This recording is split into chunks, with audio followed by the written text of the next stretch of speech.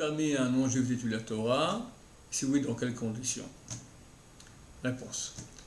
Nous avons deux versets dans la Bible qui indiquent qu'un non-juif n'a pas le droit d'étudier la Torah. Le premier se trouve à la fin de la Torah, au début de Parashat Zot HaBracha. Torah tziva Moshe Morasha Kilat Yaakov. Moshe Rabbeinu nous a ordonné la Torah, Morasha héritage, Kilat Yaakov pour la communauté de Jacob. Donc c'est un héritage exclusif que pour la communauté de Jacob, donc le peuple d'Israël. Deuxième verset dans les Tehillim, fin du Tehillim 147, je vais vous le lire dedans la traduction en français. Il a révélé, donc Dieu a révélé ses paroles à Jacob, donc de nouveau c'est le peuple d'Israël, ses statuts et ses lois de justice à Israël.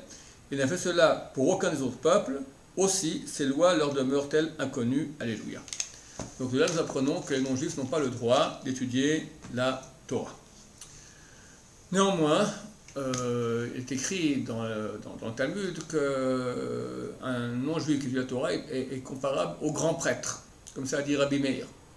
Agmara, dans le traité Sanhedrin, page 59a, dit un non-juif qui étudie la Torah est passible de mort.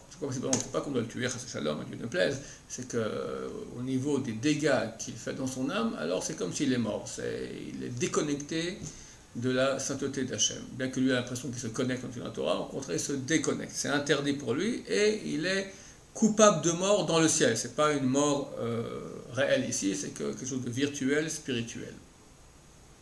Demande à Gemara, mais c'est marqué que Rabbi Meir a dit que chaque non-juif qui étudie la Torah est comparable au grand pontife, au Kohen Gadol. Répond à Gemara, ça dépend. C'est quand il étudie les 7 lois noachides.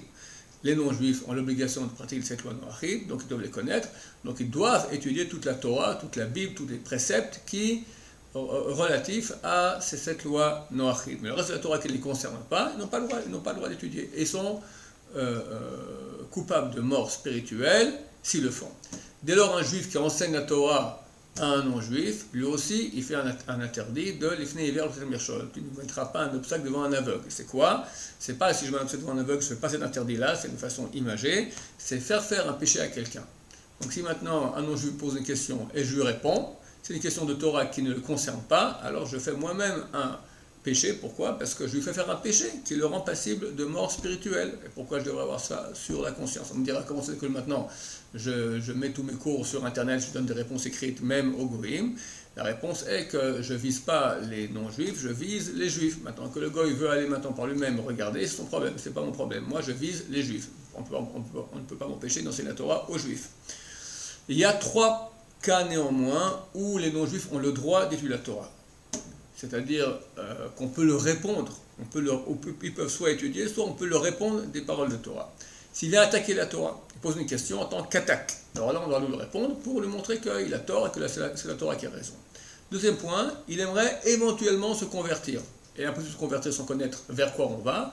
Donc lui a le droit tout à fait d'étudier la Torah. On apprend cela de la Gemara traité Shabbat page 31, où Hillel Hazaken, le vieux Hillel, donc une des plus grandes figures du judaïsme, a enseigné, il y a par 3 fois on voit comment il enseigne la Torah à des non-juifs qui pour se sont convertis. Donc comment il a fait une chose pareille, ils n'étaient pas encore convertis. Rabbi Kavaïguer dit qu'ils étaient déjà convertis. Le Maharsha dit que non, et on tranche comme le Maharsha, qui dit qu'ils n'étaient pas encore convertis. De là on apprend qu'un non-juif a le droit, et je dirais même aujourd'hui c'est extrêmement conseillé, qu'il apprenne toute la Torah très bien pour qu'il puisse se convertir en connaissance de cause. Sinon, il ne sait pas vers quoi il va. Et après, il se convertit, il devient juif, il regrette « Ah, si j'avais su, je ne me serais pas converti ». Donc, au contraire, c'est bien qu'il étudie beaucoup de Torah, qu'il sache vers quoi il va. C'est le deuxième cas. Troisième cas, si on lui répond une réponse ponctuelle. On lui pose une question, si ce n'est pas vraiment l'enseignement, mais c'est ponctuel, alors de temps en temps comme ça, on peut donner une réponse ponctuelle. Alors, Yosef, c'est lui, donc c'est vrai qu'il y a peut-être des rabbinimes qu'aujourd'hui ils veulent autoriser, mais on ne peut pas compter sur leur avis, parce qu'on a les grands de Torah. Rabbi Yosef, dans son livre Yabi Omer, tome 2, Yoredea, chapitre 17, écrit donc tout ce que je suis en train de vous dire que c'est interdit.